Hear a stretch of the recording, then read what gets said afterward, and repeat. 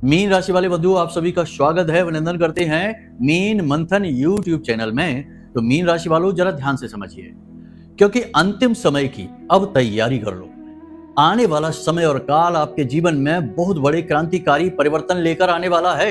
लेकिन इन सबसे कहीं अधिक महत्वपूर्ण, आज हम आपको जो विशेष ज्ञान देने जा रहे हैं, ऐसा ज्ञान आज तक आपको किसी ने ना तो दिया है और ना ही आगे कभी आपको कोई देने वाला है।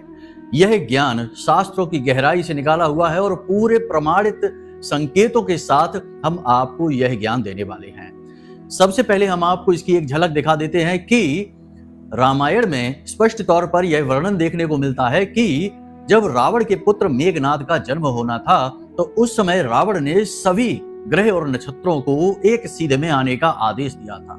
वह एक सीध कहाँ थी, कौन सी थी? तो ज्योतिष की यदि माने तो वह एक सीध थी 11वां घर। जी हाँ बंधुओं, कुंडली का 11वां घर आपके जीवन का सबसे महत्वपूर्ण घर होता है।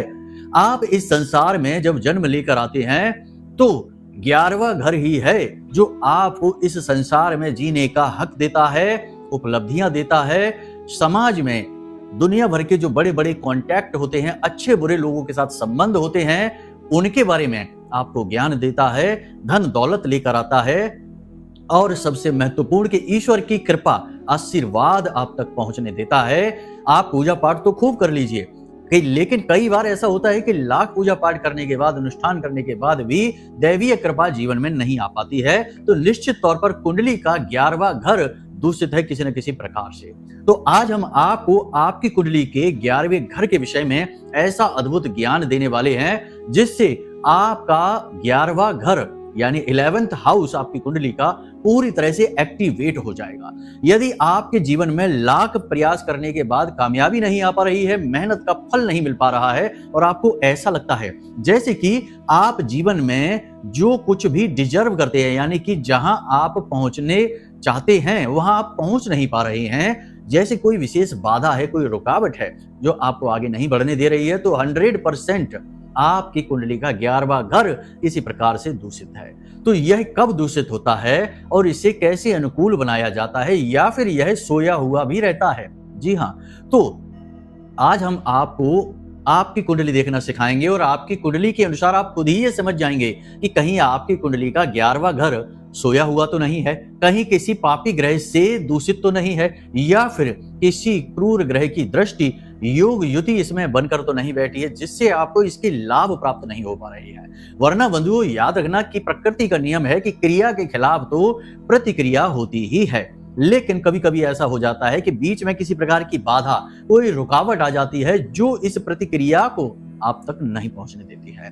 तो बस आज आप जो ज्ञान हासिल करने वाले हैं वह आपके जीवन की उस बाधा को समाप्त कर देगा और फिर आपके जो पुराने संचित कर्म हैं, यानी कि आपने जो पुराने समय काल में मेहनत की है, उसका भी जो फल संचित हुआ है, क्योंकि फल तो संचित होगा ही। यदि आपने क्रिया की है तो प्रतिक्रिया आप तक नहीं पहुंची, लेकिन इसका मतलब यह नहीं कि प्रतिक्रिया हुई नहीं है, हुई अवश्य है, लेकिन आप तक नहीं पहुंच पाई है किसी बाधा की वजह से। तो जैसे ही बाधा हटेगी, तो जैसे बांध टूटता है तो नदी का पानी पूरी प्रवाह के साथ नदी में बहना शुरू कर देता है, ठीक वैसे ही आपके पुण्य कर्म, आपकी मेहनत, आपकी क्रिया बल, सब कुछ आपके जीवन में पूरी शक्ति के साथ आएगा और आपको अचानक बड़े बड़े लाभ मिलने शुरू हो जाएंगे। जी हाँ, कामयाबी के कीर्तिमान आप बना लेंगे। बस आपको आज इस कार्यक्रम को अंत तक देखना है।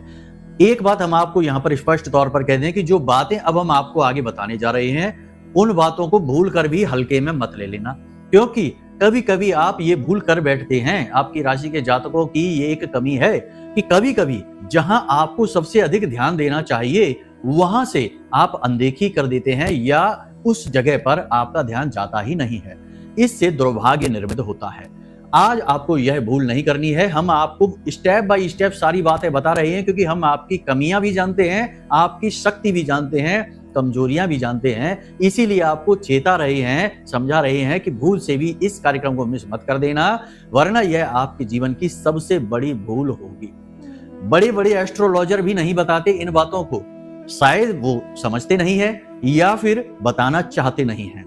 और यदि बताना भी चाहते हैं तो उसके लिए बहुत महंगा मूल्य तय कर रखा है। जहां तक आम आदमी की पहुंच ही नहीं हो पाती है।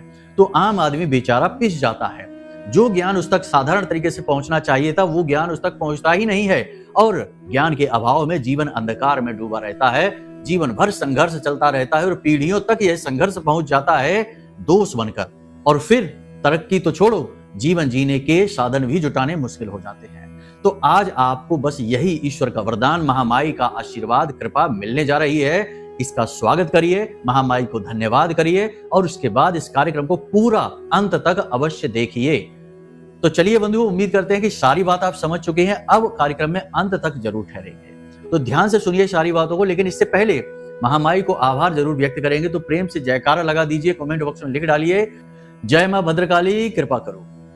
महामाई ने निश्चित तौर पर आपके ऊपर कृपा कर ही दी है, क्योंकि आपने यदि हमारे कार्यक्रम पहले देखे हैं तो हम अपने हर कार्यक्रम में जयकारा तो लगवाते ही हैं, आपको महामाई के परिवार का हिस्सा बनाते ही हैं। तो शायद कृपा कर दी है माई ने, तभी आप तक यह कार्यक्रम पहुंचा है सटीक ज्ञान के साथ। तो चलिए बंधुओं, यदि भाव मन में गहरा है तो कमेंट बॉक्स में यह भी लिख दो कि मैं भी माई के परिवार का हिस्सा हूं। अपना दिल खोलकर माई के चरणों में रख दो और माई यदि आपका हाथ पकड़ लेंगी, आपको अपनी गोद में उठा लेंगी, तो फिर संसार की कोई भी बुरी से बुरी शक्ति आपका बाल भी बांका नहीं कर सकती और ना ही दुख तकलीफ आपको छू सकती है। तो चलिए बंधु, उम्मीद करते हैं कि आपने सारी बातें समझ ली हैं। अब अपने मूल विषय को ध्यान से समझिए। प्यारे मित्रों, हमारे अत्यंत प्रिय और परम पूज्य अमिताचार्य जी के पास मां बगलामुखी और मां भद्रकाली की साधनाओं का वर्षों का अनुभव है और माता रानी की इनके ऊपर पूर्ण कृपा और सिद्धि है। आचार्य जी ने अपने सटीक कुंडली विश्लेषण और श्रेष्ठतम उपायों के माध्यम से हजारों लोगों के जीवन को खुशियों से भरा है। आचार्य जी का कुंडली विश्लेषण और उपाय करवाने का तरीका इतना अद्भुत है कि जीवन के हर एक दुख और कष्ट का कारण जड़ से ही समाप्त हो जाता है। फिर समस्या चाहे जैसी भी हो, कर्जा बहुत बढ़ गया हो, व्यापार चल नहीं रहा हो, बीमारियों में आप बर्बाद हो चुके हो, रिश्तों में प्रेम समाप्त हो चुका हो, या फिर नौकरी ही ना मिल रही हो, विवाह में देरी होती हो, कैसी भी समस्या हो, इन समस्याओं का कारण क्या है, कौन सी महादशा परेशान कर रही है, कौन सा दोष लगा हुआ है, सब कुछ आचार्य जी इतना सटीक बताते हैं कि वर्षों वर्ष के दुख कुछ ही दिनों में समाप्त हो जाते हैं। अगर आपके जीवन में भी कोई ऐसी संकट की घड़ी है तो यही सही समय है जब आप पूज्य आचार्य जी के हाथों से अपनी कुंडली का विश्लेषण करवाएं और वर्षों से चल रहे दुखों और संकटों के इस चक्र से बाहर निकल जाए। प्यारे मित्रों, अभी वीडियो में दिए गए नंबरों पर फोन करिए और अपनी कुंडली का श्रेष्ठतम आकलन करवा डालिए। जिंदगी बदलने का ये सबसे बड़ा मौका हाथ से मत जाने दीजिएगा। जय माई की, महामाई आपका कल्याण करे। बात यहां पर हम कर रहे हैं कुंडली के 11वें घर की।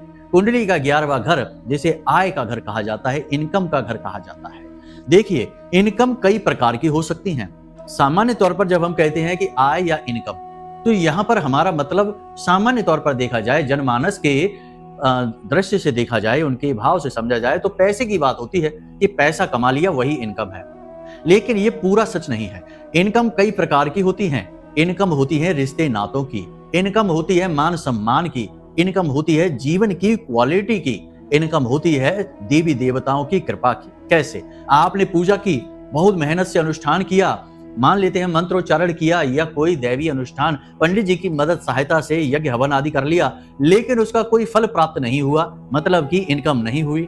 इसी प्रकार आपने किसी रिश्ते नाते में बहुत अपना दिल और जान लगा दिया उस रिश्ते को खुश करने के लिए, पति पत्नी की बात करें या किसी भी अन्य रिश्ते की, लेकिन सामने वाले व्यक्ति ने आपकी बिल्कुल भी इज्जत नहीं की, आपकी भावनाओं की कोई इज्जत नहीं की और आपके समय, आपके प्रेम का कोई भाव ही नहीं लगाया, तो फिर आपकी इनकम कहाँ हुई? नहीं हुई। यही बात है, हर जगह फिट होती है कि भाई हमने खूब मेहनत कर ली लेकिन हमें कोई रिजल्ट ही नहीं मिला, तो हमें इनकम कहाँ हुई? यानी कि ये एक ऐसा भाव है जो आपको बहुत कुछ दे देगा, ये देने के लिए ही बना है। यहाँ यदि आपने सक्रियता कर दी, यानी ये भाव यदि आपने पूरी तरह से एक्टिवेट कर दिया, जागृत कर दिया, तो हर काम, हर जगह आपको मिलना ही मिलना है। जी हाँ, अब समझ में आया आपको कि क्यों रावण ने सारे ग्रहों को 11वें भाव में एकत्रित हो जाने के लिए बोला था मेघनाथ के जन्म के समय पर। तो ये भाव बहुत महत्वपूर्ण होता है। लोग इसके बारे में इतना बात ही नहीं करते हैं, समझते नहीं हैं, लेकिन कुंडली के कुछ भाव ऐसे होते हैं जिन पर बात बहुत गहराई से की जानी चाहिए। तो आज बस इसी विषय को उठा रहे हैं, अब ध्यान से समझिए। आप अपनी कुंडली खोलकर देखिए, किसी मोबाइल ऐप से निकाल लीजिए या आपके पास रखी हो निकाली हुई तो उसे उठाइए और उसका लग्न चार्ट देखिए। लग्न चार्ट यानी पहला चार्ट जो कुंडली का होता है उसे आप देखिए। लग्न चार्ट में 11वां घर जो है कुंडली का, गिनती करिए पहले से 1 2 3 4 5 ऐसे करके 11वां घर जो आपकी कुंडली का है उसे देखिए, उस घर में कौन सा ग्रह बैठा हुआ है। यदि उस घर में यानी 11वें हाउस में कोई भी ग्रह नहीं बैठा हुआ है तो ऐसी स्थिति में ज्योतिष में कहा जाता है कि जब किसी भाव में कोई ग्रह नहीं होता तो वह जो भाव होता है वह सोया हुआ होता है। जी हाँ, बहुत से भाव कुंडली में खाली होते ही हैं, सबकी कुंडली में होते ही हैं। तो भाव यदि खाली है तो समझ लीजिए कि वो भाव ही सोया हुआ है। अब उस भाव से आपको कोई फल प्राप्त नहीं होगा। अब जब फल ही प्राप्त नहीं होगा तो फिर लाख मेहनत करिए, प्रयास करिए, फल कैसे प्राप्त हो जाएगा। तो सबसे पहला काम है कि उस भाव को जगाना है। उस भाव को कैसे जगाएंगे, ये सबसे बड़ा प्रश्न उठता है, क्योंकि सवाल एक के बाद एक आएंगे। क्रमबद्ध तरीके से आएंगे तब तो सूचना पूरी तरह से पहुंचेगी, तब तो आप उसे अपने जीवन में क्रियान्वित करेंगे। तो अब इस भाव को जगाएं कैसे, अगर ये स्थिति है तो अब आपको फिर से इस भाव को देखना है। इस भाव में एक नंबर जरूर लिखा होगा, नंबर तो 100% लिखा होगा। तो यदि कोई नंबर लिखा है, मान लेते हैं कि नंबर 2 लिखा हुआ है, तो इस भाव का स्वामी हुआ शुक्र, ठीक है। और यदि जैसे काल पुरुष कुंडली देखेंगे उसकी एक बात अलग है, उसे हम अभी थोड़ी देर में बताएंगे, लेकिन मान लेते हैं कि इसमें 5 नंबर लिखा हुआ है तो इसका स्वामी हुआ सूर्य। इसी प्रकार जो भी नंबर लिखा हुआ है वो राशि है और उस राशि का स्वामी ही इस भाव का स्वामी है। अब आपको उस राशि के स्वामी यानी भाव के स्वामी से, जैसे मान लिया कि इसमें 2 नंबर लिखा है तो वृष राशि है और वृष राशि का स्वामी शुक्र है, तो शुक्र से जुड़े उपाय आपको करने हैं। 100% शुक्र से जुड़ी हुई तकलीफें आपके जीवन में हैं। वैवाहिक जीवन में परेशानियां हैं, पैसे को लेकर आप परेशान रहते हैं, जेब खाली रहती है, कमाते लाखों रुपए होंगे लेकिन जेब में एक भी नहीं रुकेगा, बजट बिगड़ा ही रहेगा। तो ये उस ग्रह से जुड़ी परेशानियां जरूर आपके जीवन में होंगी ही होंगी। तो ये चीज आप देखिए अपने जीवन में उतार कर कि कौन सा ग्रह है और उससे जुड़ी परेशानियां हैं कि नहीं। अब नहीं समझ रहे ये बात, कोई बात नहीं है, उस ग्रह से जुड़ी हुई चीजें मंदिर में दान करना शुरू कर दीजिए। बस बहुत ही सरल है। क्या करेंगे आप दान, जैसे मान लिया कि शुक्र की खराबी है, यानी कि शुक्र है उस 11वें भाव में और भाव सोया हुआ, तो उसे जगाना है। तो सबसे पहला काम है कि उस भाव में जो राशि है, जो उसका मालिक है, पहले उससे बात की जाए, उसे प्रसन्न किया जाए, उसे सक्रिय किया जाए, वही चाबी है उस भाव की। तो आपको क्या करना है कि शुक्र से जुड़ी चीज है, तो प्रति शुक्रवार आप क्या करें, छोटी कन्याओं को चावल की खीर यानी दूध और चावल की जो खीर होती है साधारण सी, वो खीर खिलाना शुरू करिए और मंदिर में भी 1 कटोरी खीर दान करना शुरू करिए। प्रति शुक्रवार आप इस कार्य को करिए, 2 महीने 3 महीने लगेंगे, आपका यह भाव जागृत हो जाएगा। ठीक है, पहली चीज तो आपको ये करनी है। अब दूसरा काम क्या करना है, दूसरा काम कि ये जो भाव है, ये भाव जैसे कुंडली जो होती है, जो चार्ट होता है, वह दिशाओं पर भी आधारित होता है। जैसे कि पहला भाव जो है वह ठीक पूर्व दिशा है और जो 7वां भाव है कुंडली का उसके सामने वो ठीक पश्चिम दिशा है। इसी प्रकार यदि 11वां भाव कुंडली का देखा जाए तो हम आपको दिशा के बारे में बता रहे हैं, ध्यान से समझिए कि आपके घर में जो ठीक पूर्व दिशा है और ठीक पश्चिम दिशा है उसके बीच में एक कोना है जिसे आग्नेय कोण कहते हैं। उस कोने और दक्षिण दिशा के बीच में जो जगह बची है ना, वो आपका कुंडली का 11वां भाव है। जी हाँ, देखो बारीक बातें हैं लेकिन समझ जाएंगे तो बहुत जल्दी जीवन में तरक्की करेंगे, बहुत जल्दी तरक्की करेंगे। इसी को भाग्य का जागना कहते हैं, भाग्योदय कहते हैं। भाग्योदय हमारा तभी तो खुद ब खुद हो जाता है, पिछले जन्मों के पुण्य प्रताप के आधार पर, देवी देवताओं की कृपा के आधार पर। लेकिन यदि नहीं हो पा रहा है तो ज्योतिष हमें यह आज्ञा देता है कि हम अपना भाग्योदय स्वयं कर सकें, बशर्ते कि हमें ज्ञान तो होना ही चाहिए, क्योंकि ज्ञान ही तो चाबी है। बिना ज्ञान के तो केवल अंधकार है, तो ज्ञान ही तो हम आपको दे रहे हैं। तो चीजें बारीक हो सकती हैं, बार बार सुन लीजिए। आपको हमने बताया कि कुंडली का 11वां जो घर है, जो भाव है, वह आपके घर में कौन सी दिशा में है। आप अपने घर को देखिए, ठीक पूर्व दिशा और दक्षिण दिशा के बीच में जो कोना बनता है, उस कोने से दक्षिण दिशा के बीच की जो जगह है ना, वो पूरा का पूरा आपका 11वां घर है कुंडली का। ठीक है, इतना आपने समझ लिया। अब आपको यहां पर कुछ क्रियाएं करनी है जिससे ये जो भाव आपने जगाया है, अब इस भाव का लाभ मिलना शुरू होगा। तो अब देखिए, ये जो 11वां भाव है, जो आपका घर का जो कोना है, ठीक है, इस कोने का जो स्वामी है, जो मालिक है, वो शुक्र है। ठीक है, और मंगल भी, क्योंकि ये अग्नेय कोण है, फायर का कोना है, तो मंगल अग्नि का कारक है, तो कुछ हद तक मंगल का भी प्रभाव रहता है। देवता इसके गणेश जी हैं और इसका जो स्वामी है वो शुक्र है, हमने आपको बता ही दिया। तो अब आपको यहां पर एक क्रिया करनी है, बहुत छोटी सी, शुक्र स्थापित करना है। कैसे करेंगे, ध्यान से समझ लेना, बहुत जरूरी बात है। आपने इसे कर लिया और सिर्फ 1 हफ्ते के अंदर अंदर चमत्कार खुद नोटिस करेंगे। आप हमें खुद फोन करके कहेंगे, मैसेज करके कहेंगे कि गुरुजी धन्यवाद, आपने बहुत अच्छी बात बता दी, जीवन बदल गया। जी हाँ, तो ध्यान से सुनना, आपको क्या करना है। मिट्टी का एक गमला लेना है, मिट्टी का गमला, ठीक है, ध्यान से समझना। मिट्टी का जो गमला है वह पकी हुई मिट्टी होती है, वह मंगल होता है, ठीक है। उसमें आपने कच्ची मिट्टी भरनी है, अभी नहीं भरनी, उससे पहले भी कुछ करना है। एक लाल रंग का कपड़ा लेना है आपको, उस लाल रंग के कपड़े में आपको कुछ सिक्के डालने हैं, ठीक है। लाल रंग के कपड़े में कुछ सिक्के डालने हैं, 1 इलायची डालनी है, 2 लौंग डालनी है और 1 सुपारी रखनी है, ठीक है। उसके बाद उसकी पोटली बना लो, लाल रंग के धागे से, गांठ नहीं लगाना है, सिर्फ पोटली बनानी है, धागा लपेटना है, ठीक है। अब आपने क्या करना है कि उस गमले में बिल्कुल तली में, गमले की बिल्कुल तली में ये पोटली रख देनी है सीधी करके। उसके ऊपर आपको मिट्टी डालनी है, ठीक है। मिट्टी आपने डाली, समझ में आ रहा है सब कुछ आपको ठीक तरीके से कि आपको उसमें मिट्टी डालनी है, ठीक है। वो पोटली जो है वो मिट्टी से ढक गई है। गमला बड़ा सा ले लो, कोई दिक्कत नहीं है, कितना भी बड़ा हो जाए, आकार से कोई फर्क नहीं पड़ेगा। अब आपने उसमें मिट्टी भर ली है। अब आपको उसके ऊपर पौधा लगाना है। जी हाँ, पौधा क्या है, पौधा है मनी प्लांट का पौधा। मनी प्लांट क्यों कहते हैं इसको, मनी प्लांट मतलब पैसे का, धन का पौधा है। ये सबके यहाँ लगे रहते हैं ये पौधे, तरह तरह के पौधे लगाते हैं। मनी प्लांट तो लगभग ज्यादातर लोग लगा ही लेते हैं, लेकिन दिशा का ज्ञान नहीं है, उल्टी सीधी दिशा में लगा लिया तो बर्बादी। मनी लाने वाला जो काम है वो मनी जाने वाला, यानी पैसा देने वाला काम भी बन सकता है भूल से, गलती से, तो भूल नहीं करनी है। तो आपको मनी प्लांट का पौधा यहाँ लगा देना है। अब आपने क्या किया है, आप समझिए ज्योतिष क्या कह रहा है। आपने गमला रखा जो पकी हुई मिट्टी था, जो कि मंगल था। फिर आपने उसमें कच्ची मिट्टी डाली जो कि शुक्र था। आपने अंदर दैवी शक्ति मां लक्ष्मी को स्थापित कर दिया है, और शुक्र जो है वह माता लक्ष्मी का प्रतीक है, याद रखना।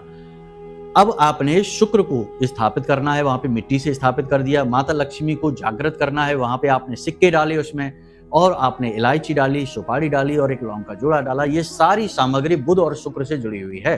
बुध को भगवान नारायण और शुक्र को माता लक्ष्मी का स्वरूप माना जाता है, ठीक है।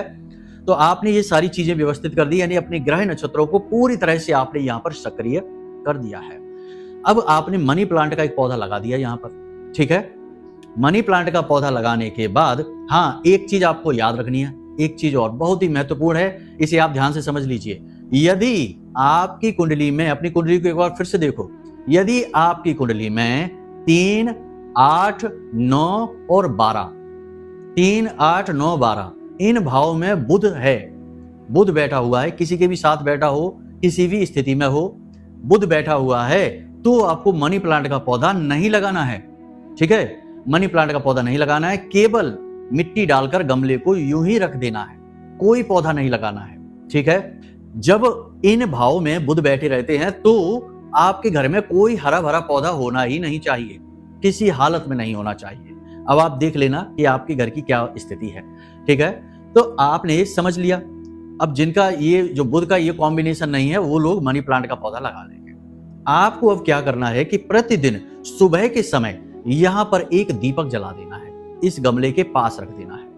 अग्नि तत्व है, अग्नि तत्व का ये कोना है, यहां पर आपने दीपक जला दिया है। अग्नि से चीजें एक्टिवेट होती हैं। अग्नि क्या है, ऊर्जा का शुद्ध स्वरूप है, तो अग्नि से चीजें एक्टिवेट होनी शुरू होती हैं। देखो, पूजा पाठ भी जब हम करते हैं तो दीपक जलाए बिना पूजा नहीं होती है, हवन के बिना हमारी आहुतियां पूर्ण नहीं होती है। अग्नि जलती है हवन में, तभी तो आहुति होती है। यानी कि किसी भी प्रकार की क्रिया को अनुकूल बनाने के लिए दीपक बेहद जरूरी है। तो आपको प्रतिदिन सुबह के समय यहाँ एक दीपक जला देना है। अगर कभी कभी भूल भी जाते हैं तो कोई परेशानी नहीं है, घर का कोई भी सदस्य जला सकता है, जरूरी नहीं, बाध्यता नहीं कि आप ही जलाएं। कोई भी जला सकता है, महिलाएं भी जला सकती हैं, बच्चे भी जला सकते हैं, बुजुर्ग भी जला सकते हैं, कोई भी वहां पर नहा धो के स्नान करके पवित्र होने के बाद दीपक रखते हैं। ये सावधानी है। अब जब मनी प्लांट का पौधा बड़ा होगा तो ये ध्यान देना है कि उसकी जो बेल होगी, क्योंकि बेल होती है, वो जमीन पर नहीं आनी चाहिए, उसे आपको ऊपर ही ऊपर उठाना है। ठीक है, ऊपर चढ़ेगी वो जैसे जैसे, वैसे वैसे आपकी तरक्की होगी, सौभाग्य खुलेगा, भाग्योदय होगा। ठीक है, तो ये सारी क्रियाएं आपने समझ ली हैं, इनसे आपका 11वां भाव कुंडली का एक्टिवेट हो जाएगा। अब कुछ जो जरूरी बातें हैं, 4-5 बातें और हैं, इन्हें भी आप समझ लो, ये भी जरूरी है।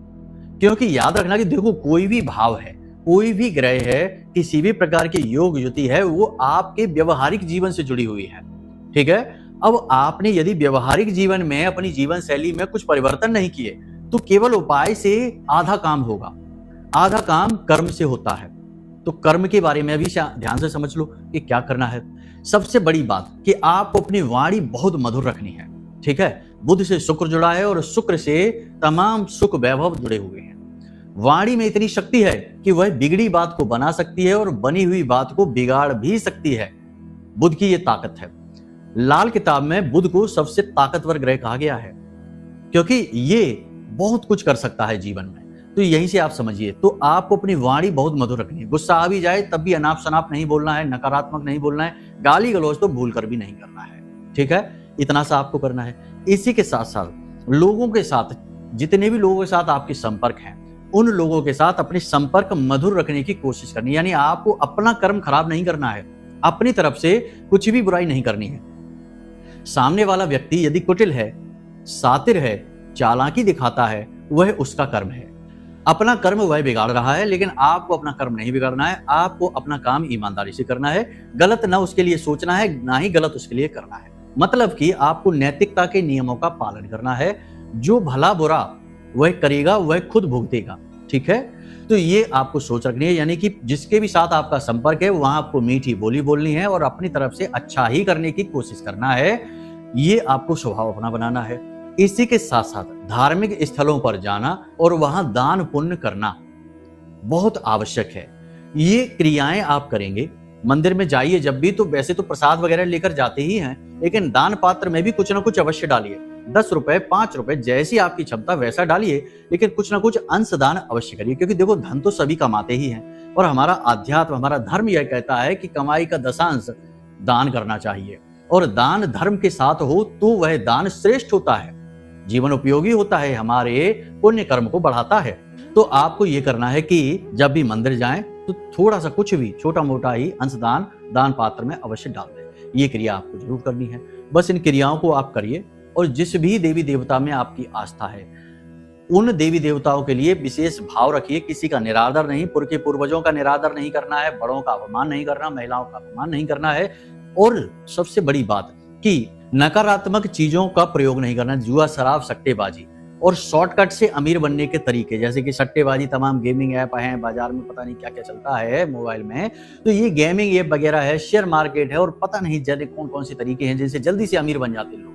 तो ये जल्दी से अमीर बनने वाली चीज ही बिल्कुल बेकार है, बिल्कुल खराब है। कुछ भी ऐसे नहीं होता है। धन लक्ष्मी जल्दी से कभी नहीं आती। धन लक्ष्मी यानी कि महामाई आपके पास, आपके जीवन में आने से पहले, आपके ऊपर अपनी कृपा बरसाने से पहले आपको बहुत मजबूत बनाती हैं, आपको बिल्कुल असाधारण बना देती हैं, आपकी सहन शक्ति बढ़ाती हैं। तब तो आप उनकी कृपा को संभाल पाएंगे, वरना तो एक हाथ से धन आएगा और दूसरी हाथ से निकल जाएगा, संभाल ही नहीं पाएंगे। तो ये जो आपका संघर्ष है, इसे आप अपनी तैयारी मानकर चलिए कि महामाई की कृपा आने वाली है। ठीक है, तो बस ये चीजें हैं। शॉर्टकट के चक्कर में आपको भूल कर भी नहीं पड़ना है और अपने ग्रह नक्षत्रों को अच्छी तरह से समझना है। अब यहां तक जो हमने आपको सारी बातें बताई हैं, अगर ये बातें आपको समझ में कम आ रही हैं, पूरी तरह से नहीं आ पा रही हैं, तो आप अपनी कुंडली का विश्लेषण भी करा सकते हैं। देखिए, एक बात आपको हम बता दें यहाँ पर कि हम तो करते ही हैं, बहुत सारी कुंडलियों का विश्लेषण करते ही रहते हैं, रोज का काम है। तो हम अक्सर ये देखते हैं कि जब लोग मुसीबत में फंस जाते हैं, बुरी तरह से फंस जाते हैं, चारों तरफ से जकड़ जाते हैं, कोई मार्ग ही नहीं दिखाई दे रहा होता है, उस समय लोग अपनी कुंडली दिखा रहे होते हैं। लेकिन अब क्या हो सकता है, जब आप फंस ही गए पूरी तरह से दलदल में, तो अब हो भी क्या सकता है। अब तो जो उपाय, जो क्रियाएं होंगी भी, तो उनका फल भी बहुत ही कम होगा, क्योंकि आप चारों तरफ से नकारात्मकता से घिर चुके हैं। बेहतर तरीका यह है कि कोई भी काम आप जीवन में कर रहे हैं, शादी विवाह है, कोई व्यापार की शुरुआत है, या यूं ही कहीं घूमने भी जा रहे हैं, विदेश यात्रा पर जा रहे हैं, कोई भी काम महत्वपूर्ण जीवन का कर रहे हैं, तो अपने ग्रह नक्षत्रों को जरूर जानिए, अपनी कुंडली को एक बार दिखवा जरूर लीजिए कि आपकी कुंडली में चल क्या रहा है। तो अब यदि आपको कुछ समझ में नहीं आया, कुछ विशेष जानना है, कुछ और बारीकी से आकलन कराना है, तो नंबर हमने वीडियो में दे रखे हैं। इन नंबरों पर आप फोन करिए और अपनी कुंडली का हमसे आकलन करवा लीजिए। हम आपको बता देंगे कि आपकी कुंडली में चल क्या रहा है, क्या दोष है, कौन सी महादशा है, क्या योग युतियां बन रही हैं, किससे लाभ और किससे हानि मिलने वाली है, और इनके सटीक उपाय भी आपको दे देंगे। बस हो गया कल्याण। यही तो कृपा है ईश्वर की कि समय रहते जाग जाइए, ईश्वर की कृपा मिल गई। और यदि समय निकल गया और जागे ही नहीं, तब तो कृपा कहाँ है, फिर तो ईश्वर की कृपा की उम्मीद ही ना करिए। याद रखना कि कहावत कही जाती है कि भगवान भी उसकी मदद करते हैं जो अपनी मदद स्वयं करना जानता है। यानी कि क्रियाशील व्यक्ति के साथ ही भगवान होते हैं, कर्मवीर का साथ देते हैं भगवान। ठीक है, तो यहाँ तक सारी बातें आपने समझ ली हैं। अब कोई मन में प्रश्न उठे तो कोई बात नहीं है, वीडियो में नंबर है, फोन करिए, जानकारी प्राप्त करिए। तो उम्मीद करते हैं कि सारी बातें आपने समझ ली हैं। अब कार्यक्रम को यहीं पर विराम देते हैं। बस उम्मीद यही करते हैं कि हमेशा हंसना है, मुस्कुराना है और सकारात्मक रहना है। भूल से भी नकारात्मक शब्द मुंह से निकालना नहीं है। ठीक है, और ईश्वर को धन्यवाद अवश्य देना है। जो भी कुछ आपके पास है, छोटी से छोटी चीज भी, उसके लिए धन्यवाद भगवान को अवश्य देना है। तो प्रेम से बोलिए जय माई की। हमारे प्रिय और परम पूज्य आचार्य जी ने अपनी साधनाओं के अनुभवों पर आधारित शक्तिशाली उपाय और क्रियाओं के माध्यम से हजारों लोगों के जीवन को पूरी तरह से बदला है। आचार्य जी के द्वारा बताया गया हर एक उपाय इतना सटीक और कारगर होता है कि जो भी इसे पूरे भाव के साथ कर लेता है, उसे साक्षात महामाई की कृपा और आशीर्वाद प्राप्त हो जाती है। इसलिए निसंकोच इन उपायों को पूरे भाव के साथ करिए, आपका कल्याण होगा। जय माई की।